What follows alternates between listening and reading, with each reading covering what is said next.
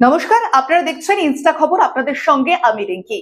আহমেদাবাদে যে ভয়াবহ বিমান দুর্ঘটনাটি ঘটেছে, সেই বিমান দুর্ঘটনার সাক্ষী থেকেছে গোটা বিশ্ববাসী, যা রীতিমতো বিমান দুর্ঘটনার ইতিহাসে অন্যতম বড় বিমান দুর্ঘটনা, যা ইতিহাসে রীতিমতো কালো পাতায় লেখা হবে, কালো অক্ষরে।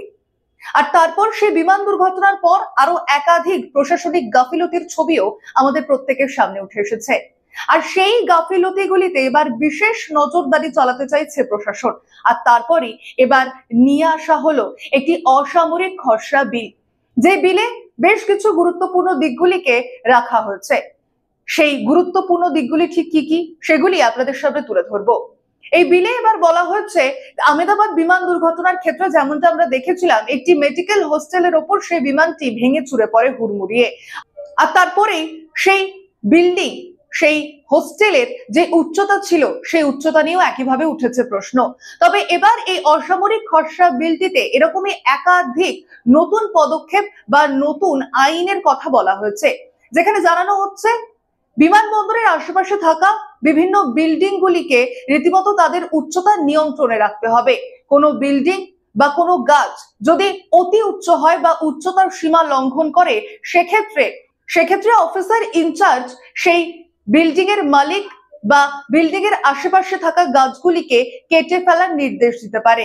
এবং অন্যদিকে বিল্ডিং এর উচ্চতা যদি অনেক বেশি হয় বা নিয়ন্ত্রণ সীমা লঙ্ঘন করে, সেক্ষেত্রে অফিসার ইনচার্জ সেই বিল্ডিং এর মালিককে একটি নোটিশ পাঠাতে পারেন, এবং সেই নোটিশে লেখা থাকবে আগামী 60 দিনের মধ্যে সেই বিল্ডিং এর মালিককে রীতিমতো ওই বিল্ডিং এর আয়তন, উচ্চতা, বিভিন্ন তথ্য, সেই সব তথ্যের একটি রিপোর্ট পেশ করতে হবে সেই অফিসার ইনচার্জের কাছে।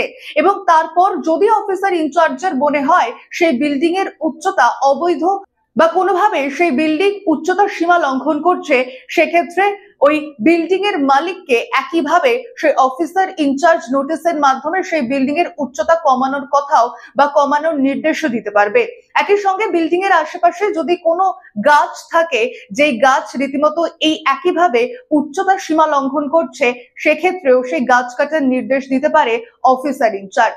আর শুধু যে এই নতুন আইন নিয়ে আসা হয়েছে এমনটা নয়, এর পাশাপাশি আরো একাধিক নতুন আইন এই খসড়া অসামরিক বিলের মধ্যে আনা হয়েছে, যেখানে জানানো হচ্ছে যে বিমানবন্দরের আশেপাশে থাকা এই অতি উচ্চতর বিল্ডিং এর যে নির্মাণ রয়েছে, সেই নির্মাণের একাধিক বিষয়ও অফিসার ইনচার্জকে জানাতে হবে।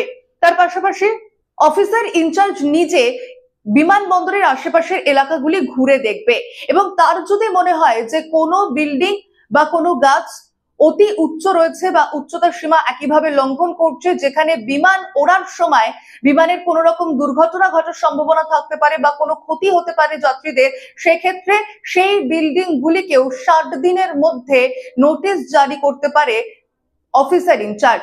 এবং শুধুমাত্র যে নোটিশ জারি করতে পারে অফিসার ইনচার্জ এমনটা কিন্তু একেবারেই নয়, অফিসার ইনচার্জ 60 দিনের মধ্যে সেই বিল্ডিং ভেঙে দেওয়ার নির্দেশও একইভাবে দিতে পারে সেই বিল্ডিং এর মালিককে।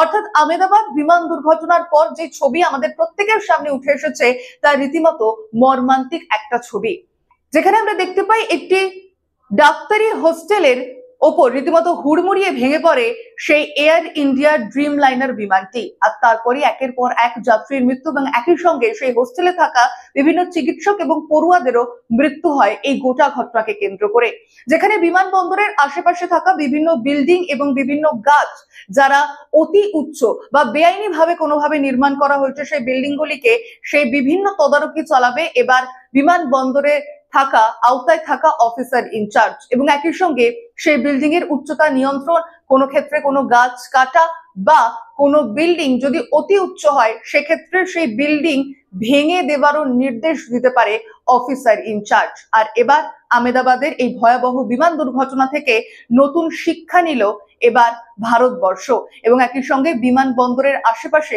অতি উচ্চতা অর্থাৎ উচ্চতার সীমা লঙ্ঘন করা কোনোভাবেই যাবে না, যাতে বিমান দুর্ঘটনা ঘটার কোনো রকম সম্ভাবনা থাকে এমন কোনো পরিস্থিতি রীতিমতো আনতে চাইছে না এবার বিমান সংস্থা।